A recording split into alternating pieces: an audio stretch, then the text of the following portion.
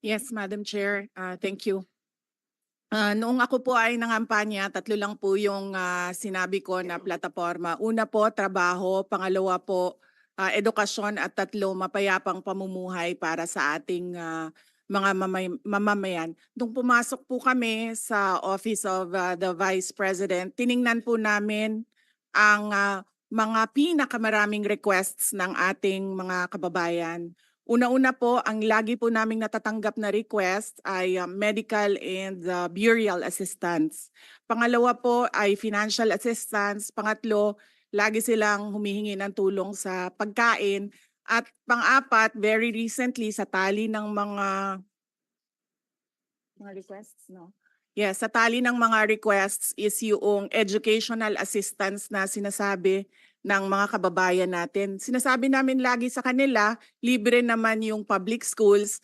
Ngayon ay libre na rin yung higher educational institutions, pero sinasabi nila nahihirapan kasi sila sa plete, nahihirapan sila sa pabaon ng mga bata at sa pagkain ng mga bata.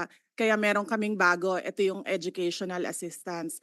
At ang panghuli naman, lagi naming natatanggap na request galing sa ating mga kababayan ay kapag sila ay naging biktima ng disaster, whether man-made or natural disasters. So sila po ay lumalapit sa Office of the Vice President. Totoo po, merong mga ibang local government units at ibang national government agencies na ganito po ang kanilang programa. Pero po, nung ako ay umupo as a Vice President, I took an oath, and doon sa oath, I said that I will do justice to every man. So hindi po kami pwedeng humindi sa mga tao na humihingi ng tulong, lalong-lalo na ay kaparte ng gobyerno ang Office of the Vice President. Salamat, VP, Madam Chair. Sabi nga ng VP, Madam Chair, libre na yung public school, libre na rin yung higher education, bagamat ni-note nila na sinasabi ng mga nagre-request na nahihirapan pa rin sila sa ilang mga programs na nakalodge sa ilalim ng libreng edukasyon na iyan. Kaya nga kinonsider nilang mag-launch ng ganitong mga katulad na programs. Iko-consider ba ng VP na i-lodge na lang yung mga budgets nitong mga programa dun na lang sa mga line agencies natin? Tapos mag-request na lang ang OVP ng allocation para in sync sa priorities ng executive department sa halip na magkaroon pa ng hiwalay pero magkatulad naman na programa, Madam Chair. Madam Chair, we only submit the budget and we leave it to the discretion of all the members of Congress to decide on the budget. We can only propose a budget for the Office of the Vice President. Pero magbibigay po ako ng halimbawa kung ganun po ang gagawin natin. Tulad po ng AIX ng DSWD. Kapag meron po kaming nire-refer o binibigyan ng endorsement ng AIX sa DSWD, kadalasan po nasagot sa amin ay hindi pwede dahil galing yan sa Office of the Vice President at kalaban yan.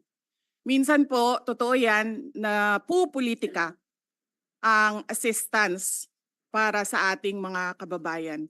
Kaya po, uulitin ko, ang mga tao naman kasi hindi sila tumitingin sa politika. Tumitingin lang sila na itong opisina na ito ay opisina ng gobyerno at pwede kaming humingi ng tulong doon. And so I go back to the oath that I shall do justice to every man, at kaya po kami nandito at kaya po kami merong mga ganito na mga projects sa Office of the Vice President. Salamat VP, Madam Chair. Wini-welcome ko yung sinabi nila na the VP would leave it to the discretion of the members of Congress. Medyo nagitla ako nung sinabing minsan pag may nire-refer ang OVP para sa AIX, ang feedback ay kalaban niyan. Dahil Madam Chair, I believe tayo sa Kongreso when we appropriate the budget, merong implicit na assumption tayo doon na pagkatapos, in the exercise of our oversight function, yung parehong level ng professionalism we demand of ourselves ay resumption of regularity, ina-expect natin sa lahat ng members ng executive, lalo na when they are working together. Kaya, gaya ng sinabi ko kanina, wini-welcome ko yung sinabi ni VP na they would leave it to the discretion of the members of Congress, and tayo naman ay hindi tayo bibitaw sa mahigpit nating pag-ensure na these programs be implemented by the appropriate agencies o kahit in collaboration with each other na naaayon talaga sa tamang standards above partisan politics. And therefore, at the proper time, Madam Chair, gagawa ako ng proper motion para i-lodge yung budgets ng mga programang ito sa line agencies na may klarong opportunity for OVP na mag-request for allocation as for other offices in the executive. Yung huling tanong ko sa ngayon, Madam Chair, for 2025, one of the OVP's programs, Pagbabago Campaign, 1 Million Learners and Trees, involves the provision of bags to 1 million learners in remote communities while initiating tree planting activities. This gets an appropriation of 100 million pesos. Part of this campaign is an allocation of 10 million pesos for the distribution of Isang Kaibigan books, a children's book authored by the VP. Pwede po bang sabihin ni VP sa atin more tungkol sa librong ito? Chair, let me make a rebuttal and another example of politicizing the budget of the government. Ito pong sinabi ni Senator Risa Ontiveros na at the proper time she'll make a motion to lodge the budget, the requested budget of the OVP to the other agencies. Let me just quote Senator Risa during the Akbayan Congress. Alam ko po na ang daming kalat ni Duterte na hirap tayong linisin. Ang kadiliman noong panahon niya ay talaga namang nanuot sa ating lipunan para mansa na napakahirap tanggalin. At habang ang anak niya ay may kapangyarihan pa, hindi magiging madali ang ating laban. While VP Sara is in power, the threat of a full-blown Duterte comeback is still a very real and present danger. For one, they are supported by one major superpower, China. So that is an example of politicizing the budget of the government. May we request, Madam Chair, that Senator Risa Ontiveros repeat the last question. I will certainly, if you request, Madam Chair, repeat my question dahil walang kinalaman sa kasasabi lang ng VP ngayon. Alam nating lahat na miyembro ng iba't ibang partido, yung speeches natin sa ating mga kamiyembro sa mga party congresses ay hiwalay na event dito sa budget debates. So I really take exception dun sa sinabi ni VP na rebuttal iyan dahil halimbawa ito sa politicizing. In fact, wala akong tinanong tungkol sa China o kahit sino pa mang ibang bansa dito sa budget hearing na to. I am asking about yung national budget na ipapasa natin sa Kongreso para sa bansang Pilipinas sa taong 2025. At ang pangalawang at huling tanong ko sa ngayon, before I make at the proper time, propose an amendment which may or may not be accepted by the chair and by the colleagues para nga mas i-align ang mga kaperahan natin lalo na't masikip ang fiscal space natin dun sa mga appropriate programs sa appropriate agencies na malayang-malaya ang OVP makipag-partner sa kanila tulad ng sino pang opisina sa executive. Ang tanong ko po ay ilang mga libro ng Isang Kaibigan ay bibilihin at i-distribute at ano, if the VP could tell us more about the contents ng librong ito. Madam Chair. Madam Chair, the book is not for sale. We only pay for the publication of the book. And we will send Senator Ontiveros a copy so that she will know what is the content of the book. Oh, this question is not only for me, Madam Chair, para rin para sa mga kasama dito sa budget hearing. Baka ilang araw pa bago mapadala at mabasa ko, which I certainly will. But I am asking a question bilang isang mambabatas sa head of agency ng isang opisina sa executive dito sa budget hearing na to. Simpleng tanong. Tell us more about the book, Isang Kaibigan, at ilang kopya nito ang bibilihin ng gobyerno sa halagang 10 milyong piso at i-distribute sa kasama ng mga bags sa 1 million learners sa remote communities, Madam Chair. Madam Chair, this is an example of politicizing the budget hearing through the questions of a senator. Ang problema niya kasi, nakalagay yung pangalan ko doon sa libro. At yung libro na yan, ibibigay namin doon sa mga bata. At yung mga bata na yan, may mga magulang na boboto. At yung pangalan ko ay nagkalat doon sa kung saan man ibibigay yung libro. Madam Chair, we commit to send tomorrow everyone in this room a copy of the book. Madam Chair, hindi ko maintindihan yung ugali ng ating resource person. It is a simple question. Paulit-ulit na this is politicizing. Ang VP ang nagbanggit ng salitang boboto. Wala akong sinabing boboto. I'm simply asking, hindi ko ma-imagine we're making so much trouble, so much fuss about a 10 million peso item na itinatanong ko lang simpleng, what is the book about? At ilang kopya ang bibilihin ng gobyerno sa halagang 10 milyong piso at i-distribute. I don't appreciate this kind of attitude, Madam Chair. Usually, ang resource persons natin ay nagbibigay ng parehong institutional courtesy sa legislature na ibinibigay natin sa executive. I don't appreciate this kind of Senator attitude. Tolentino, do you have Madam Chair? Madam Chair. Yes, Madam Chair. Hindi ko rin maintindihan ang ugali ni Senator Risa Ontiveros. And I do not appreciate, ano yung sinabi niya? I do not appreciate this kind of behavior and attitude. Madam Chair, noong 2016, tumatakbo si Senator Risa Ontiveros na senator, nakailang talo na siya. So, Dalawa, Madam Chair. okay, dalawa. Natatakot siya sa pangatlong talo niya, kaya pumunta siya sa Davao. Humingi siya ng tulong. Tinulungan siya ng isang kagawad ng Davao na ngayon hindi na siya sinusuportahan. Humingi siya ng tulong sa akin, thinking na hindi mananalo si President Rodrigo Duterte. Kinausap niya ako ng kinausap doon sa law office ko sa Davao City. Sabi ko sa kanya, o sige, tutulungan kita. Chinika niya ako ng chinika. Tapos umalis siya. Siyempre, hindi naman siya tumutulong kay Pangulong Duterte. Hindi din totoo yung sinabi ko na tutulungan kita. Tinext niya ako. Pwede ba akong mag-follow up sa hinihingi kong tulong sa boto dyan sa Davao City? So sabi ko sa kanya, okay, sige. So, tinawagan ko at sinabihan ko at pinakiusapan ko ng pinakiusapan si former Congressman Milen Garcia. Sabi ko sa kanya, Kong, tulungan mo ito. Bigyan mo na lang ng ilang barangay mo at ilang mga leaders mo.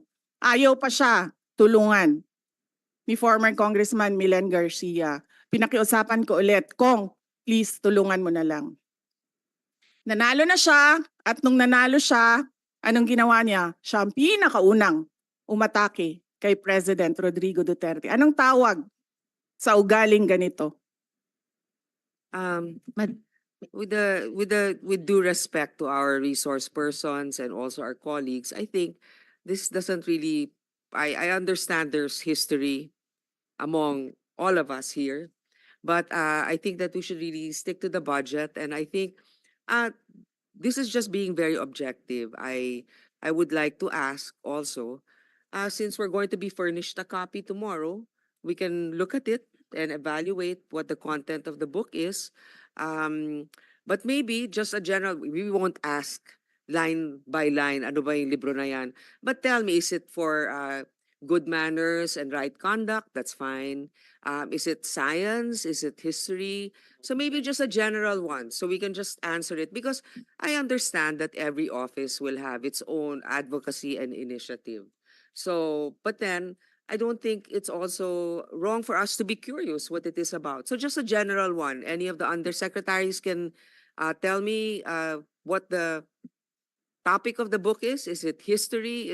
What is it? Madam Chair, the explanation is in the title, Isang Kaibigan. It's about friendship. Okay. Then that's for the record. It's about friendship. Madam Or- Chair, just a last point. Okay. So kung sana ganun yung naging sagot sa simula pa, 'di ba? Napakasimple. Simpleng tanong, dapat simpleng sagot. Nagkuwento pa ng kwento na sinabi dati na walang kinalaman sa tanong ko. Just for the record, as a last point, Madam Chair, this is public funds and we're making inquiries about them. Budget hearing po ito. Hindi po lahat about you. Pera po ito ng taong bayan. For the record, I Madam think Chair. let's Thank not you, get Madam Chair. personal, but I Yes. understand the emotion is high. But let's continue on. If you have any more questions, Senator Risa, we will Those have are a just round. my 2 questions, Madam Chair. Okay. Maraming salamat po. Thank you. Senator Tolentino, you had your hand raised earlier. I was about to ask for a minute suspension of the hearing, but since the good chairperson of this committee already gave her guidance on how this budget hearing should proceed, I defer to the wisdom of the chairperson.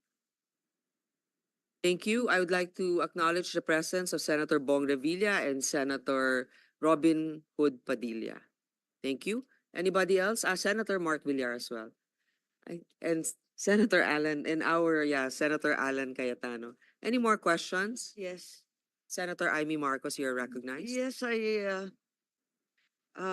samantalang nasimulan na ang pagtatanong tungkol sa budget, nais kong bigyan ng pagkakataon ng pangalawang Pangulo na sumagot sa mga pumupuna sa kanya at laging binabanggit ang mga COA report ng 2022-2023 na mababa daw ang implementasyon at kulang daw ang internal controls at guidelines.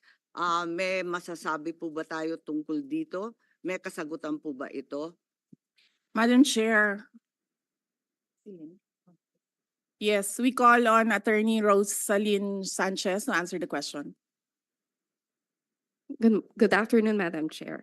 On the first question on the low implementation of some of the programs, Your Honor, some of the programs were just started to be implemented by the office in 2023. So we are still in the process of fine-tuning the details of the program and obtaining the requirements from the applicants of the programs. Specifically on the Magnegosyo Taday project, we have seen that some of our target beneficiaries have difficulty in complying with the requirements, and we are closely working with the Commission on Audit to streamline the process for the application of the program. And on the controls, on the matter of controls, Madam Chair, we would like to know that we have not received, we would like to know that audit findings are still not yet final, and we are again working closely with COA to improve our processes and address the issues that they have raised during the audit, Madam Chair.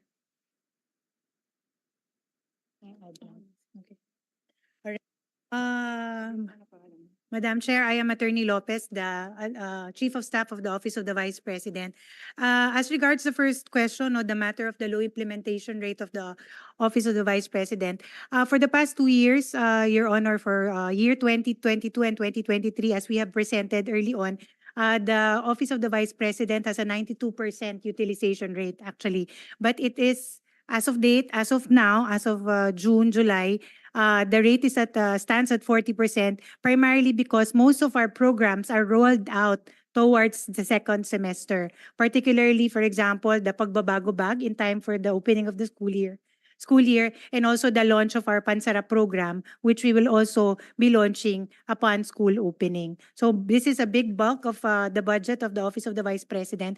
Hence, there is a low utilization rate. But at the end of the year, all of this, Madam Chair, as we have, as records will bear out, it will be around the 90 to 92% utilization rate. Yes, congratulations. So that therefore, those who say that the same observations have been made by COA for the past 2 years are inaccurate and unaware of the actions already taken by the OVP. Is that correct? Ma'am, the matter of the low, it is correct as regards the matter of the first semester, because we really do have a low utilization rate for even for the past years as regards the first semester. The But towards the repeated end, observation from COA is regards to the inadequate guidelines, processes, and the lack of internal control. Yun ang naulit ng 2 taon. Naisaayos na ba yan? Kasi Opo. nabanggit ni attorney na kausap na ninyo yung COA at ginagawa na ng guidelines na sapat. that is correct, Your Honor. We are working continuously with the team from the Commission on Audit to improve and streamline our processes and guidelines. Nakakatuwa yung budget ninyo, nautangan pa kayo ng CHED. Nabayaran na ba kayo ng 18 million na utang?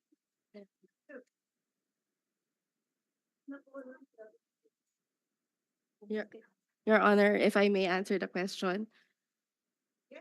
Okay. Your Honor, was partial liquidation by CHED from the time that we had our budget hearing last year unto this year, but there is still a remaining amount of 1,993,500 pesos, Your Honor, out of the original 18 million. Hindi kayo nag-iisa. Ang CHED may utang din sa mga senador. Kaya't yun ang nakakatuwa sa CHED kung saan-saan napupunta yung pera. At wala na po akong tanong. Ang sasabihin ko lang, talagang hindi naman sa barangay lamang napupolitika yung ayuda, pati dito sa mga senador, pati sa ating pangalawang Pangulo.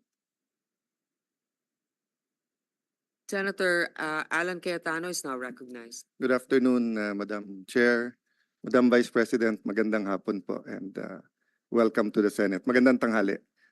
I'd like to note that this committee is ruled by the women and kaming mga men ay nasa sidelines lang. I'd also like to note that although as a senator, naintindihan ko si Senator Risa na siyempre mas gusto kong cordial yung sagutan. But we also have to take into context that this is both legislative and political. And there are attacks against the Vice President regardless saan nanggagaling. So a little bit of latitude dahil we want kakampi man o kalaban to feel welcome. But I agree with Senator Risa naman na, how do we make it more cordial, no? So Madam Vice President, may I ask just one question? Actually two eh. One, nag-lunch na po ba kayo? And Yes, Senator Cayetano, nag-lunch na po ako. And I'm very cordial yes, when it ma'am. comes to international diplomatic relations. Gusto nyo i-discuss natin No. yung West Philippine Sea. Yes. But hindi kasi ako plastic na tao. No, I agree with you, ma'am. That's why nga sinasabi ko po na hindi lang to legislative, political din. That's why you should be given the latitude to answer in the way that you feel it could be properly answered, di ba? So kaya ko lang tinanong kung nag-lunch kayo kasi in the first 2 years, I know that you got a very warm welcome sa Senate. So I'm hoping sa budget hearing it doesn't change, no? I remember ang daming pumunta sa lunch noon. So my question lang, ma'am, is what can we do for the Office of the Vice President? Meron bang ni-request sa DBM na wala sa budget niyo so that we can consider it at the proper time? No, we are already okay with the approved budget from the Department of Budget. The approved proposed budget in the NEP from the Department of Budget and Management. And we leave it up to members of Congress to decide on the budget. Thank you. Thank you, Madam Chair. Thank you to the Office of the Vice President. Any more questions? Well, so it's always the chair that has the last spot for questions. So let me just ask, of course, the security of every government official is very important. And recently, it was discussed that a number of security personnel was taken out from the Office of the Vice President. I think, if I'm not mistaken, totally, the PNP said they recalled 373 personnel across all agencies. So I'd like to know, baka naman wala nang natirang security sa OVP, hindi naman, ano na bang status? Ilan ang tinanggal na security at meron bang nagbabantay ngayon? Madam Chair, may I be allowed to give a very long answer about the security? Sure, as long as Opo. it answers the question. Sige, ma'am. Opo. Noong kasi ako ay nahalal bilang pangalawang pangulo, nakita ko kasi na pati ang security ng Vice President ay napupulitika. Hindi lang yan sa akin, kundi sa mga previous na Vice Presidents. Kaya nung tapos na ang eleksyon pero hindi pa ako naupo, sumulat ako kay former Secretary Delphine Lorenzana. Sinabi ko sa kanya, Sir, ang security ng Vice President should only be up to the level of the Vice President. Hindi po pwede na umakyat ang information at ang security ng Vice President sa iba pang opisyal. And at the time, the Chief of Staff of the Armed Forces of the Philippines and the Secretary of the Department of National Defense agreed. That's why on June 2022, ito yung sa Armed Forces of the Philippines. On June 2022, the Secretary SND wrote to the Chief of Staff of the AFP from Vice Presidential Security Detachment under the PSG. Secretary Lorenzana ordered the Vice President Security and Protection Group, which is a separate entity from the PSG. So ito yung June 22, 2022. Ngayon, nag-issue ng orders ang AFP GHQ ng General Order 0917 to activate the reorganization from detachment to security group.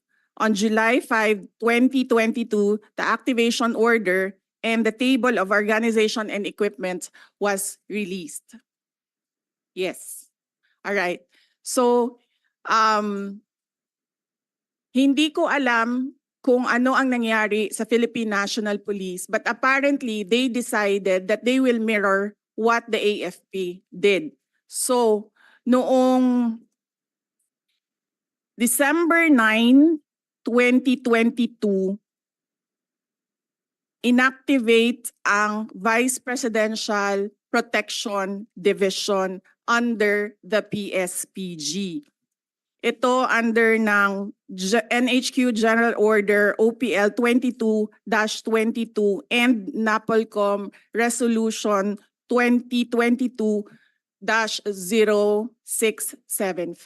Kaya po mali yung sinasabi ng lahat, hindi lang ako nagsasalita, ngayon lang ako nabigyan ng opportunity na magsalita. Hindi po tama na ikumpara yung term ni Vice President Leni Robredo at yung term ko in terms of security. Dahil yung security, yung VP-SPG at yung VP-PD sa PNP ay meron pong orders lahat. Ibig sabihin, there is a basis in law doon sa pag-activate sa kanila. Ngayon,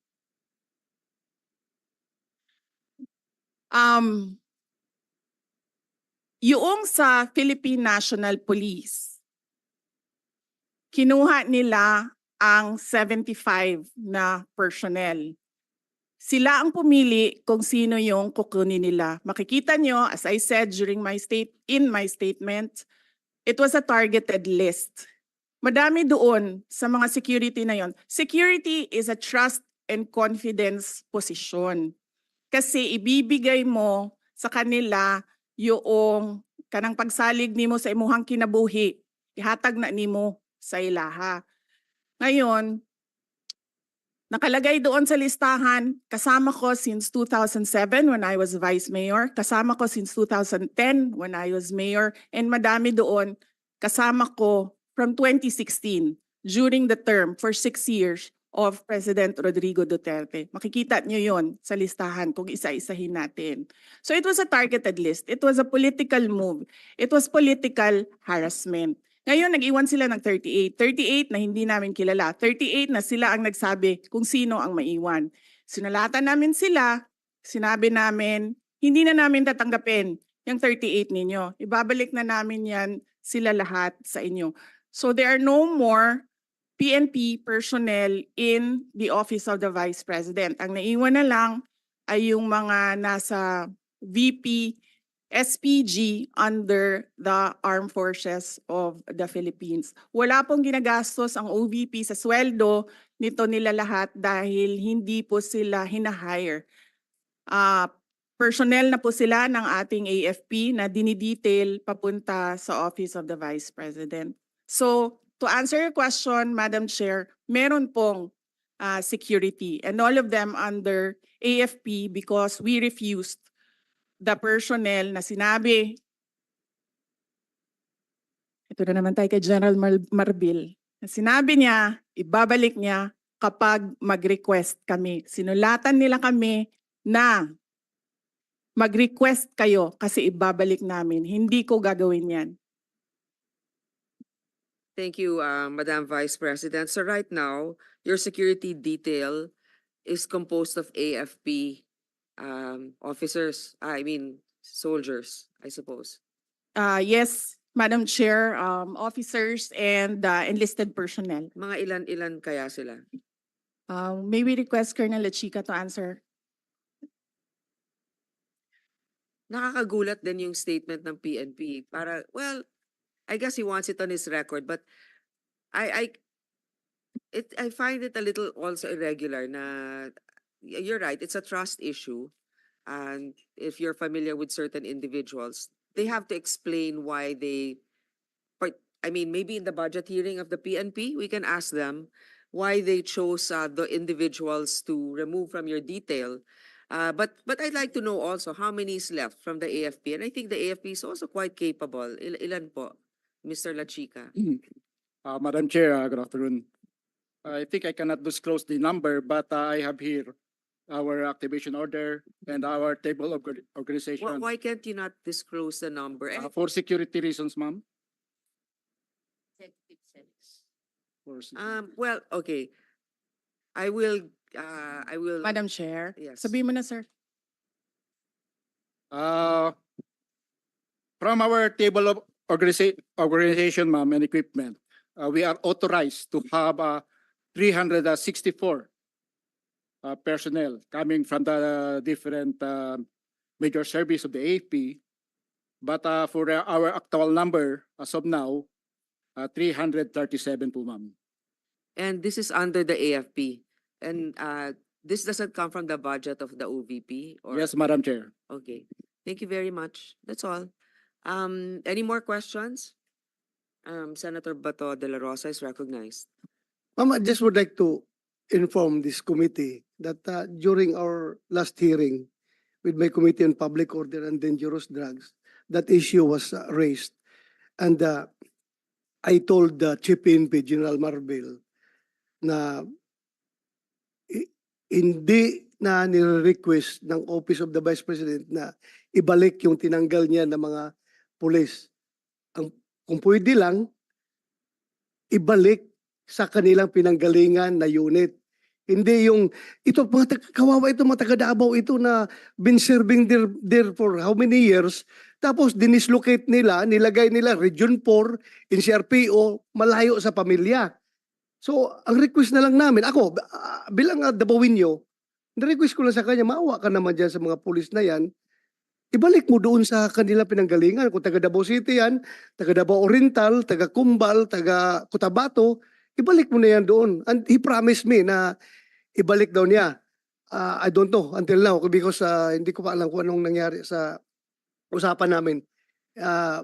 Yun lang, para lang mabalik yung mga pulis yan kahit na hindi na ibalik security kay Vice President. Just for the record, ma'am. Thank you, thank you. Madam Chair. Yes, Madam Vice President, go ahead, please. Yes, thank you. I agree with Senator Bato de la Rosa. Wag na natin pahirapan yung mga police personnel dahil kaibigan nila ako. Ibalik lang natin sila sa mga pamilya nila. Thank you. Actually, Senator Tolentino is the Vice Chair for the Committee of the DILG for this budget season, Vice Chair Finance. So I would like you to ask the PNP Chief what led to that decision, because also part of that is, if it's a political decision, I think that would not be fair also. But knowing that you're in the capable hands of the AFP is also reassuring. But this has to be raised. Definitely, Madam Chair, this will be asked as a policy question to be directed to the Chief PNP. Madam Chair. Senator can be assured. Cayetano. Yeah, just because we're on security, Madam Vice President, could you indulge me just one last question lang? Ang DOTR or NAIA ba nagsulat, explain at nag-apologize na sa inyo dun sa CCTV, hindi pa? Senator Alan Peter Cayetano, thank you. Hindi sir. Ang nangyari kasi dito, itong tao na ito apparently is assigned doon sa NAIA. Ang tao na ito is a media person na-assigned permanently, I think, sa NAIA because this is the second time na nilabas niya yung istorya sa mga anak ko. Yung una, when I left for Singapore, year 2021. Wala naman akong problema doon. Ang aking problema lang is itong tao na ito, nilalabas niya pati yung information na kasama ko yung mga anak ko. Alam namin kung sino siya. We have footage na kumukuha siya ng cellphone footage. Ang sinasabi ko lang doon sa aking statement ay dapat siguro i-beef up ng NAIA ang security nila dahil may tao doon sa boarding lounge na hindi pasahero at hindi employee ng gobyerno at hindi employee ng NAIA. Yun yung sinasabi ko. If you want to have a world-class airport, dapat world-class din yung security natin. Hindi siya pasahero. And in certain areas, bawal talaga, di ba? Sa immigration, dun sa may... there's certain areas na bawal kumuha. The reason I asked it, Madam Vice President, is yun nga, yung minsan kasi nasa-sensationalize, nagkakampihan, but nakakalimutan yung point eh. So I don't know when it started, kung 2010, 2013, but I remember, Senator Risa, nung nagrarally tayo, nung anti-GMA, di ba? Sa rally ka lang makakita ng pulis na may camera, na may phone or camera, nakukunan tayo.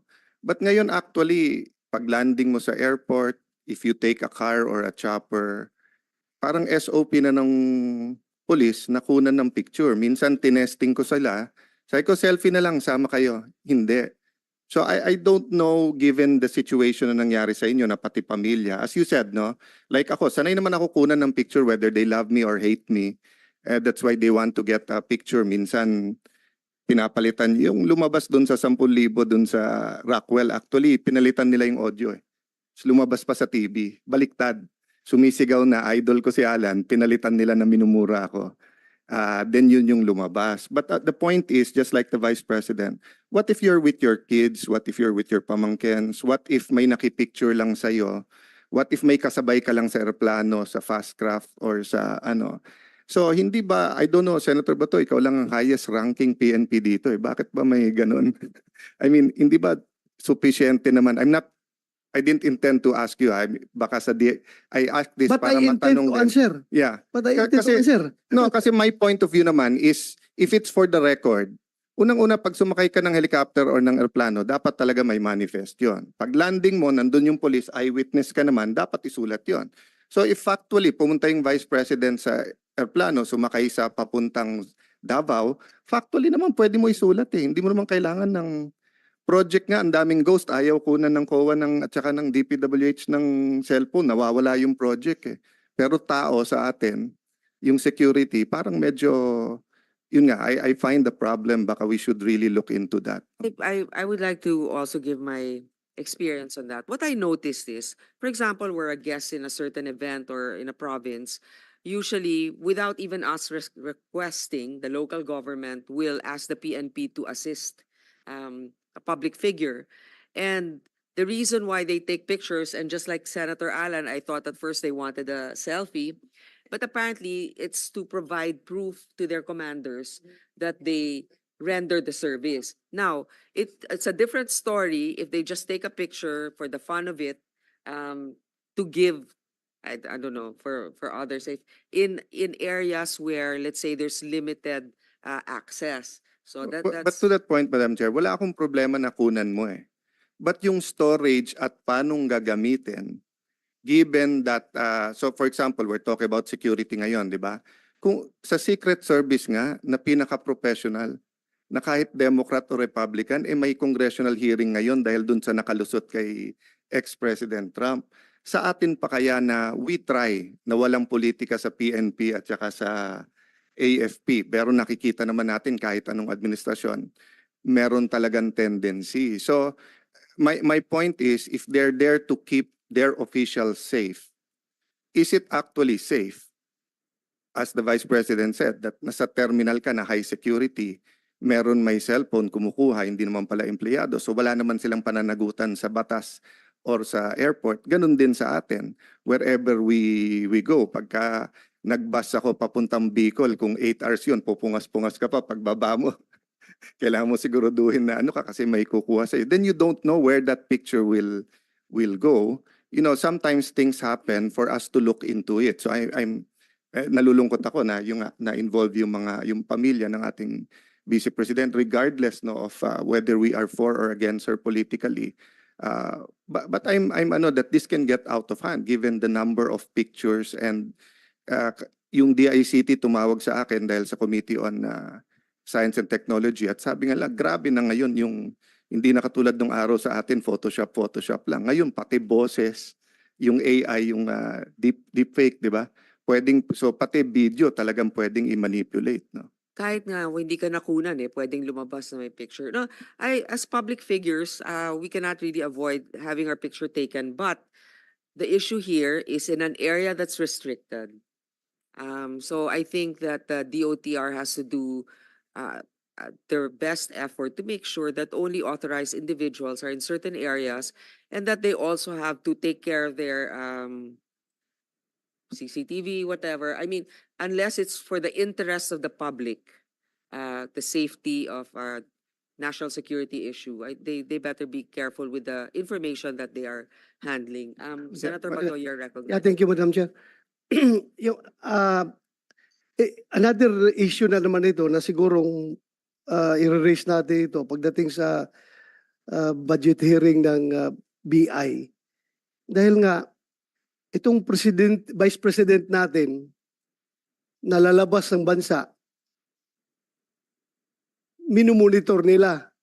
May nakuhang picture, pinalabas ang picture, pero yung wanted na si Alice Go, nakalabas ng bansa, hindi nila nakuha na picture.